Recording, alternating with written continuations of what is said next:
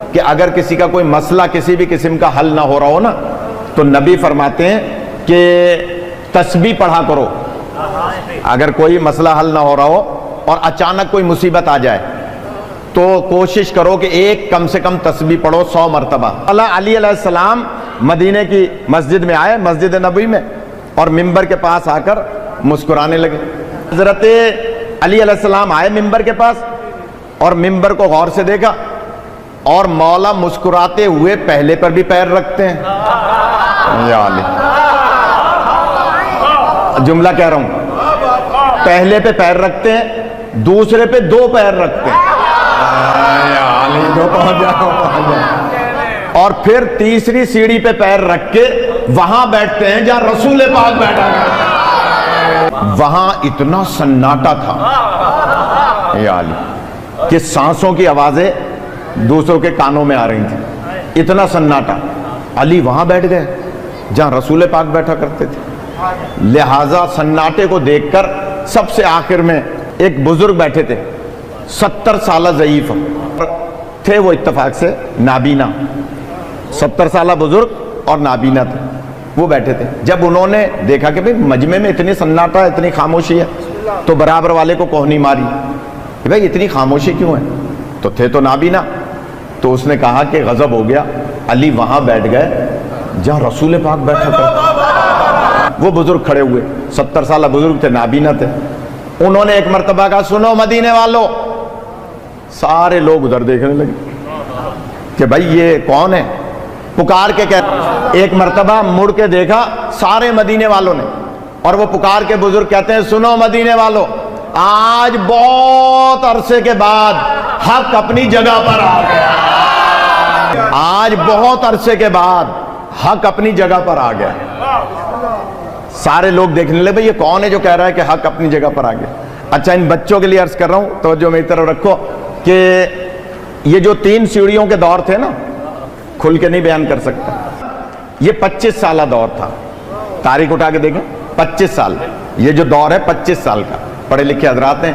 25 سال میں جو بچے تھے 24-25 سال کے، ان کو بہت سارے عہدے دیے ہوئے تھے. ان کو تابعین کے بچے تھے، تابعین تھے، صحابہ کے بچے تھے، انہیں عہدے دیے ہوئے تھے. اور جو بزرگ صحابی تھے انہیں سائیڈ لائن لگایا ہوا تھا. تو وہ بزرگ تو قریب آتے نہیں تھے. کیوں؟ جملہ کہوں آغا صاحب آپ کے لیے جملہ کر رہا ہوں. بزرگ کیوں نہیں آتے تھے؟ کہ بزرگ جب بھی دربار میں آتے تھے علی علی کرتے تھے. جناب حضرت ابوذر غفاری کو بلایا ایک مرتبہ دربار میں اور کہا، ابوذر، بزرگ ہو، سینئر ہو، صحابی ہو، نبی پاک کا دور دیکھا ہے، سنا ہے تم گلی کوچوں میں علی علی کرتے ہو. یا علی، تھوڑا سا جاگ جائیں. سنا ہے تم گلی کوچوں میں علی علی کرتے ہو. تو جناب ابوذر فرماتے ہیں کہ کیا کہنا چاہتے ہو؟ کہا کہ ہم یہی کہنا چاہتے ہیں کہ علی علی مت کیا کرو. اب میں دیکھوں آپ کیسے سنتے ہیں. ابوذر نے جواب دیا، اے خلیفۃ المسلمین، اے سربراہ مملکت، اس کا مطلب یہ ہوا کہ تم مجھے قرآن پڑھنے سے منع کر رہے ہو. جو مولا علی کا نام ہاتھ اٹھا کے لیتا ہے نا، وہ کبھی فالج کے مرض میں مبتلا نہیں ہے. کہا کہ علی علی مت کیا کرو. کہا اس کا مطلب ہے آپ مجھے قرآن پڑھنے سے منع کر رہے ہیں. تو کہا کب منع کر رہے ہیں قرآن پڑھنے سے؟ ہم تو علی علی کہنے سے منع کر رہے ہیں. تو حضرت ابوذر فرماتے ہیں، یہ بسم اللہ کیا ہے؟ یہ بسم اللہ کیا ہے؟ ایک بات عرض کر دوں کہ اگر کسی کا کوئی مسئلہ کسی بھی قسم کا حل نہ ہو رہا ہو نا تو نبی فرماتے ہیں کہ تسبیح پڑھا کرو. اگر کوئی مسئلہ حل نہ ہو رہا ہو اور اچانک کوئی مصیبت آ جائے تو کوشش کرو کہ ایک کم سے کم تسبیح پڑھو 100 مرتبہ. کیا؟ یا رحمان و یا رحیم بے حق کے بسم اللہ الرحمن الرحیم. یا علی، پھر یا رحمان و یا رحیم بے حق کے بسم اللہ الرحمن الرحیم. نبی فرماتے ہیں کبھی مشکل پڑ جائے، ہم خطیبوں کا کام ہے نکتے نکالنا، اگر اجازت دیں.